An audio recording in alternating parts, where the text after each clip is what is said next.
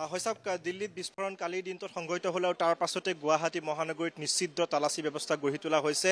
এইখিনি মুহূৰ্তত আমি উপস্থিত আছোঁ গুৱাহাটী ৰেলৱে ষ্টেচনত আৰু ৰেলৱে ষ্টেচনৰ পৰিৱেশ আমি দেখুৱাবলৈ যত্ন কৰিছোঁ। RPFৰ এইসকল জোৱান আৰু তেওঁলোকে তন্নকৈ প্ৰতিটো ক্ষেত্ৰতে ইয়াত পৰীক্ষা কৰা পৰিলক্ষিত হৈছে। RPFৰ জোৱানসকলে প্ৰায় 3 ঘণ্টা ধৰি তেওঁলোকে এই ধৰণে তালাচী চলাই আছে আৰু এইখিনি মুহূৰ্তত দেখিবলৈ পোৱা গৈছে RPFৰ এটা বৃহৎ টীম আৰু এই টীমটোৱে নিশ্চিদ্ৰ তালাচী ব্যৱস্থা গঢ়ি তুলিছে যাতে কোনো কাৰণতে গুৱাহাটী মহানগৰীত গুৱাহাটীৰ বিশেষকৈ য'ত আচলতে জনসংখ্যা বেছি থাকে সেই অঞ্চলসমূহত যাতে কোনো ধৰণৰ কুটাঘাত সংঘটিত কৰিব নোৱাৰে তাৰ প্ৰতি তেওঁলোকে লক্ষ্য ৰাখিছে।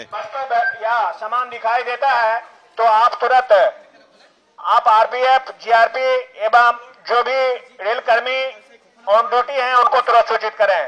कोई भी संदेहजनक वस्तु या लावारिस सामान आपको अगर दिखाई देता है तो आप तुरंत RPF GRP एवं जो भी अन्य रेल कर्मी ड्यूटी पर हैं उनको तुरंत सूचित करें। धन्यवाद। और सभी से अनुरोध है आप लोग अपना अपना आई कार्ड रखें।